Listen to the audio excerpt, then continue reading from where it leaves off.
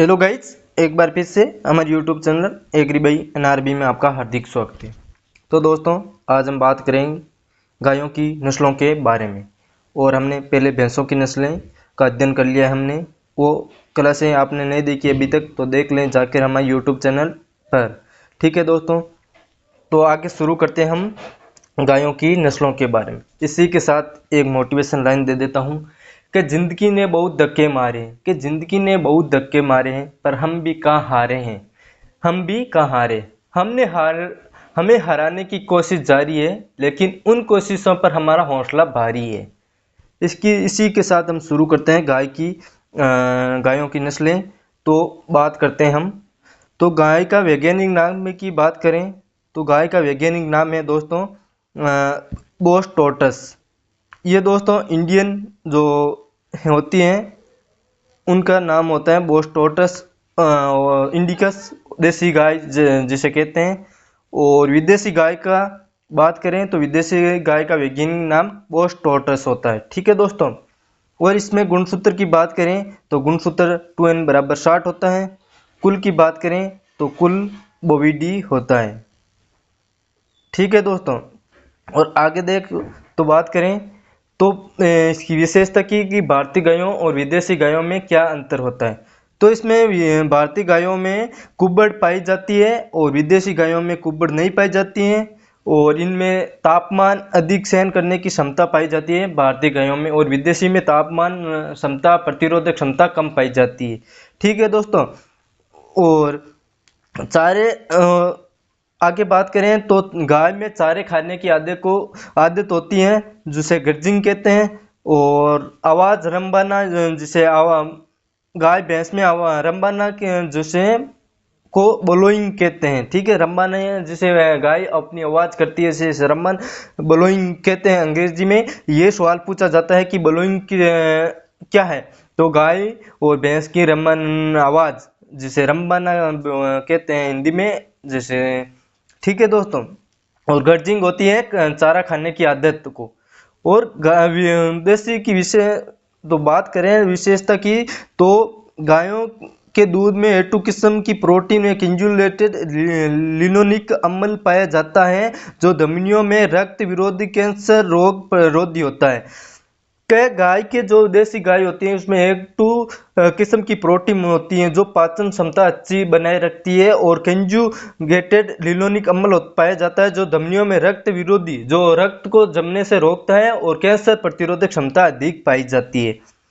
और आगे हम बात करें तो आप यहाँ देख सकते हो कि राष्ट्रीय पशु अनुवांशिक संशोधन ब्यूरो NBAG नेशनल ब्यूरो जो होता है करनाल हरियाणा में के अनुसार भारतीय गायों की 53 नस्लें मान्यता प्राप्त जो उसके भारतीय पशु अनुवांशिक संशोधन ब्यूरो है जो नस्लों का अध्ययन करता है। तो उसके अनुसार 53 नस्लें भारत में पाई जाती है। देसी जो पालने के उपज से भारवाहिक और द्विकाजी के जो होती है टोटल 53 नस्लें हैं जो पाई जाती है भारत में।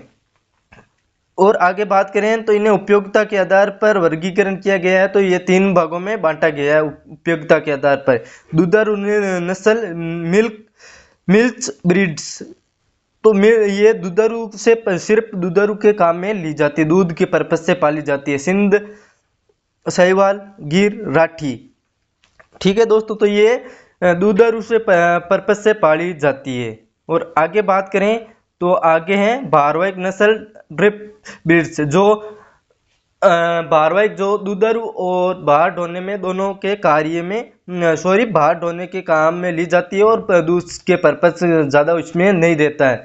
ठीक है दोस्तों। तो इसकी बात करें तो नागौरी, मालवी, अमृतमेल, हल्लीकर, कंगायम, पवार, बरगूर, गंगातिरी, खैरागढ़ी, लुची, हिसार।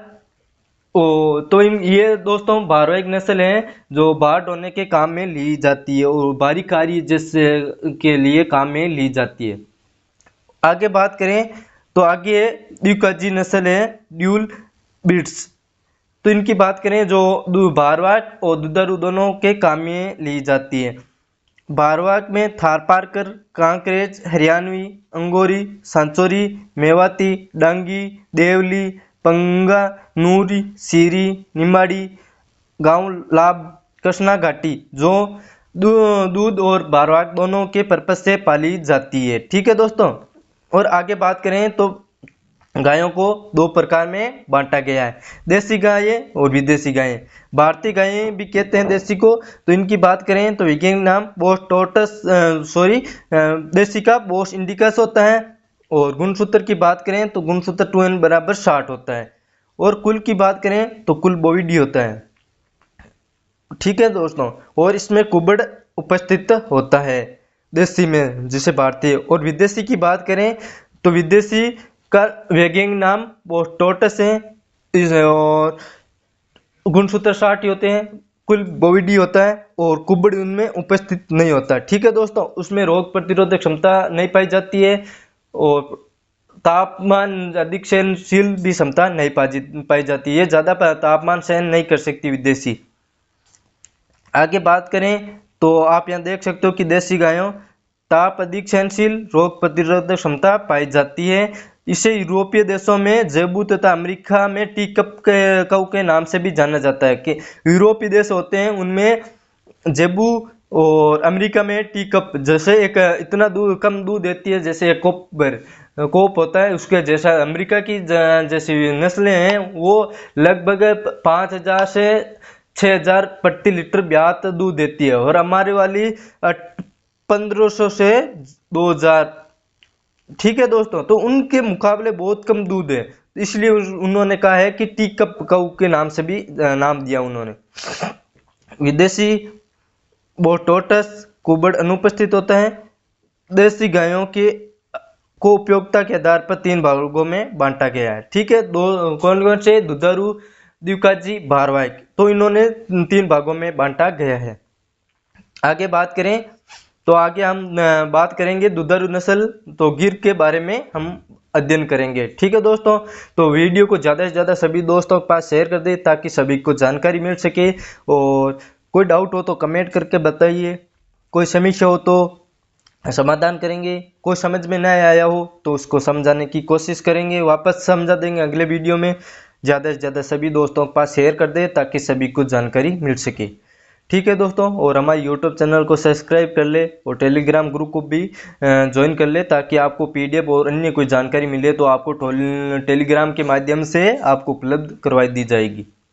ठीक है दोस्तों। और आगे बात करते हैं गिर की।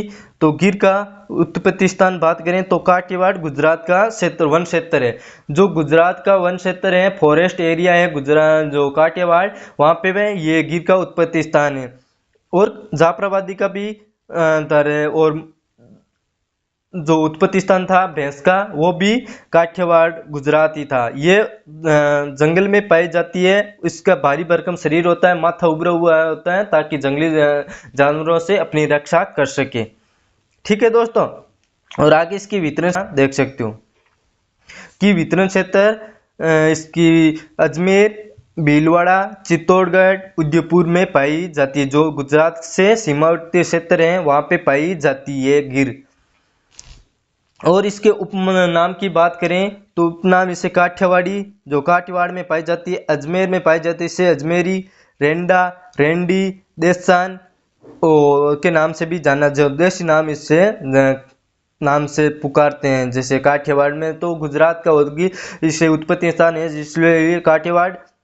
और अजमेर में पाई जाती है इसलिए अजमेरी, रेंडा, रेंडी, देसान जो देसी भाषा में इसे देसान कहते हैं। ठीक है दोस्तों। और ब्राजील में इसे बारवान कहते हैं। ब्राजील में किस नाम से जाना जाता है? बाहमान। जो अधिक वहाँ ब्राजील में यहाँ से ट्रांसपोर्ट की गई थी गायों को वहाँ पे गिर को, इसलिए इसे बारमान। ठीक है दोस्तों। और आगे यहाँ आप देख सकते हो कि गिर गाय है।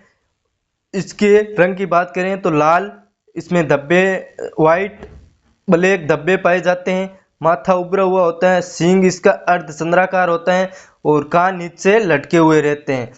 जैसे बकरी के और जैसे होते हैं उनकी तरह इसके लंबे नीचे लटके पत्तीनुमा होते हैं और नीचे लटके रहते हैं। गलकंबल पूर्ण विकसित होता है। और आँख पे हड्डी पाई जाती है, जैसे आँख आधी बंद रहती है, शर्मीली नस्ल ऐसी लगती है जैसे शर्मा रही है। ठीक है दोस्तों, अयन पूर्ण विकसित होता है, पूंछ इसको जमीन को छूती है, आप यहाँ देख सकते हो कि इस डायग्राम में। ठीक है दोस्तों, और आगे इसकी आप अच्छे से पीठ इसे पीछे आगे से पतली और वापस पीछे से उभरी हुई रहती है, आप यहाँ देख सकते हो। ठीक है दोस्तों, आगे बात करें तो आप यहाँ देख सकते हो कि आंखों के ऊपर माथे की हड्डी इतनी उभरी हुई होती है जैसे आंख आधी बंद किए हुए काजल डाली हुई, जैसे काजल शर्माई हुई नजर आती है। जो जैसे काजल डालते हैं आंख जैसे चमकीली हो जाती है उसकी तरफ रहती है, और ऐसा लगता है कि शर्मा रही है नस्ल। पूंछ इसकी जमीन को छूती हुई ऐसे लग रही है, पूंछ गिरी हुई पूंछ लगती है, जैसे गिरने वाली है, जमीन को छूती हुई चलती है। ठीक है दोस्तों, और इसके दुग्ध उत्पादन की बात करें तो दुग्ध उत्पादन इसका 1500 से 2000 लीटर प्रति ब्यात होता है। और इसकी फैट की बात करें, फैट इसमें 4.5% होता है।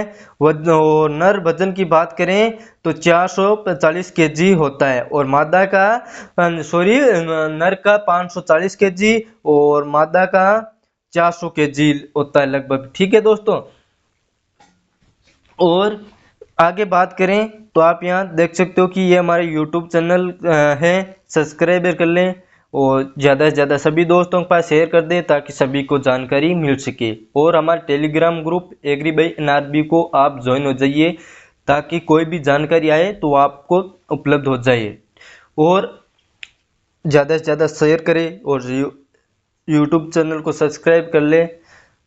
ठीक है दोस्तों, और सॉरी एक ये पेज रह गया है, यहाँ पे वापस बात कर लें तो यहाँ विशेषता की बात करें, लाल जिस पर काले कतई धब्बे सफ़ेद धब्बे होते हैं, कान लंबे पत्तीनुमा छोटा चिन्ह और दोस्तों इसके जो कान होता है आप यहाँ देख सकते हो कि यहाँ एक ऐसा कट लगे हुए रहता है यहाँ पे, जैसे ईर नोच कहते हैं। ठीक है दोस्तों, और आगे बात करें तो सींग इसका चंद्राकार, माथा चौड़ा उभरा हुआ होता है। ठीक है दोस्तों, तो एक बार मैं वापस रिवीजन करवा देता हूँ आपको। ठीक, गिर गाय तो गाय का वैज्ञानिक नाम देसिका बोस टोटस, विदेशी का देसिका बोस इंडिकस, विदेशी का बोस टोटस। गुणसूत्र की बात करें तो गुणसूत्र 2n बराबर 60 होता है, देसी और विदेशी दोनों में 60 गुणसूत्र पाए जाते हैं, और बकरी में भी 60 गुणसूत्र पाए जाते हैं। दोस्तों आपको यहाँ पर बेसिक बता देता हूँ मैं, ठीक है। और बकरी का भी कुल बोविडी होता है, गाय का भी कुल बोविडी होता है। ठीक है दोस्तों, आगे बात करें तो इसे भारतीय गायों में थुई पाई जाती है, विदेशी में थुई नहीं पाई जाती है। और ये तापमान अधिक सहन, देसी जो नस्लें होती हैं वो तापमान अधिक सहन करने की क्षमता पाई जाती है, रोग प्रतिरोधक क्षमता अधिक पाई जाती है। और गाय की चारा खाने की आदत को गर्जिंग कहते हैं, गाय में रंबाने को ब्लोइंग कहते हैं। ठीक है, गाय भैंस में रमाना वो होता है, वो जैसे आवाज़ लगाना उसे ब्लोइंग कहते हैं, और खाना खाने की आदत को गर्जिंग कहते हैं। और इसमें A2 किस्म की प्रोटीन पाई जाती है, कंजुगेटेड लिनोलिक अम्ल पाया जाता है जो रक्त में धमनियों में रक्त विरोधी कैंसर रोग प्रतिरोधक होता है, जो रक्त को जमने से रोकता है, और रोग प्रतिरोधक कैंसर की जो लड़ने की क्षमता पाई जाती है। और इसकी आगे बात करें, राष्ट्रीय पशु अनुवांशिक संसाधन ब्यूरो NBAG के अनुसार करनाल में ये जो को रिसर्च करता है गायों की और मान्यता देता है गायों में, और लगभग सभी जानवरों की इसी मान्यता देता है। तो गायों की 53 को मान्यता दी हुई है, नस्लें पाई जाती हैं, उपयोगिता के आधार पर 3 भागों में बांटा गया है। 3 भागों में बांटा गया। दुधारू नस्ल मिल्क ब्रीड्स की बात करें तो कौन कौन सी नस्ल होती हैं, सिंधी, लाल, साहिवाल, गिर, राठी, जो दुधारू नस्ल के पर्पस से पाली जाती है। आगे बात करें तो भारवाह नस्ल, तो ये बाढ़ ढोने में काम लिए जाते हैं, जो नागौरी, मालवी, अमृतमहल, हिल्लीकर, कंगायम, पंवार, बर्गर, गंगातीरी, खराड और हिंसार जो होती है भारवाह के काम में ली जाती है, कृषि कार्यों में उपयोग लिए जाते हैं। आगे बात करें द्विकाजी नस्ल, जो दुधारू और भारवाह जो कृषि कार्यों और दूध के पर्पस दोनों के लिए पाली जाती है। आगे बात करें तो ये थारपारकर, कांकरेज, हरियाणवी, अंगोरी, अंगोल, सांचौरी, मेवाती, डांगी, देवली, पंगा, नूरी, सीरी, निम्बाड़ी, गांव, लाभ और कसनाग घाटी। ठीक है दोस्तों, और आगे बात करते हैं। गायें दो प्रकार की होती हैं, देसी और विदेशी। भारतीय गायों की वैज्ञानिक नाम की बात करें तो बोस्ट इंडिकस होता है। गुणसूत्र की बात करें तो 2n = 60 होता है। कुल की बात करें तो कुल बोविडी होता है और इनमें कुबड़ उपस्थित होता है। ठीक है दोस्तों, और इनमें तापमान अधिक सहनशील और रोग प्रतिरोधक क्षमता भारतीय गायों में अधिक पाई जाती है। और इससे यूरोपीय देशों में भारतीय गायों को जेबू तथा अमेरिका में टीकप के नाम से भी जाना जाता है। विदेशी की बात करें तो बोस टोरस कुबड़ उपस्थित होता है। देसी गायों में उपयोगिता के आधार पर 3 भागों में बांटा गया है।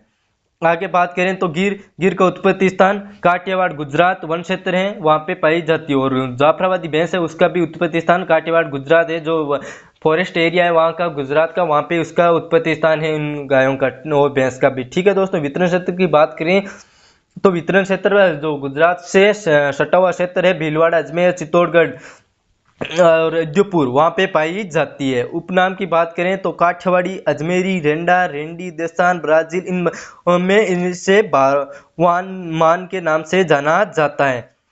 ठीक है दोस्तों, और आगे बात करें तो ये जो गिर गाय है ये है तो इसका माथा उभरा हुआ होता है और सींग अर्धचंद्राकार पीछे की तरफ मुड़े हुए रहते हैं, कान नीचे लटके हुए पत्तीनुमा होते हैं और यहाँ पे एक कटा हुआ जो चिन्ह होता है उसे ये नोच कहते हैं। और आंखें पे हड्डी पाई जाती है, ऐसे लग रहा है जैसे शर्मिली नस्ल है। ठीक है दोस्तों, और इसकी पीठ धनुषाकार होती है और अयन पूर्ण विकसित होता है। यह दुधारू नस्ल है। गलकम्बल पूर्ण विकसित होता है। पूंछ इसकी जमीन को छूती है, ऐसी गिरी हुई पूंछ भी कहते हैं। और ठीक है दोस्तों, और आगे बात करें और इसकी कलर की बात करें तो लाल कलर में जैसे लाल कलर होता है उसमें वाइट व काले कत्थई धब्बे होते हैं। ठीक है दोस्तों, आगे बात करें तो आंखें उभरी हुई, माथा की हड्डियां इतनी उभरी हुई होती हैं जैसे आंखें आधा बंद किए हुए काजल डाली हुई शर्मिली नजर आती है। पूंछ जमीन को छूती है जिसे गिरी हुई पूंछ लगती है। दुग्ध उत्पादन की बात करें तो 1500 से 2000 लीटर प्रति ब्यात होता है। फैट की बात करें तो 4 से 4.5% फैट होता है। और आगे इसकी वजन की बात करें तो नर का 540 kg, मादा का 400 kg। और आगे ये टेलीग्राम ग्रुप का QR है तो आप स्कैन करके ज्वाइन हो जाइए ताकि आपको जानकारी मिल सके। विशेषता की बात करें तो रंग का लाल जिस पर काले कत्तई व सफ़ेद धब्बे होते हैं। कान लंबे पत्तीनुमा छोटा सा चिन्ह होता है, ये नोच कहते हैं। सींग अर्धचंद्राकार होते हैं, माथा उभरा हुआ होता है। ठीक है दोस्तों, वीडियो ज़्यादा से ज़्यादा सभी दोस्तों के पास शेयर कर दें और कोई समस्या हो तो कमेंट करके ज़रूर बताइए। इसी के साथ एक लाइन बोल के मैं वीडियो को एंड करता हूँ। ठीक है, क्लास का शांति से अपने लक्ष्य का पीछा करो क्योंकि शिकार छिप कर किया जाता है, दहाड़ के नहीं। शांति से अपने लक्ष्य का पीछा करें ताकि शिकार छिप के किया जा सकता है, दहाड़ के नहीं। इसी के साथ YouTube चैनल को सब्सक्राइब कर ले, ज़्यादा से ज़्यादा सभी दोस्तों के पास शेयर कर दे। जय हिंद दोस्तों, जय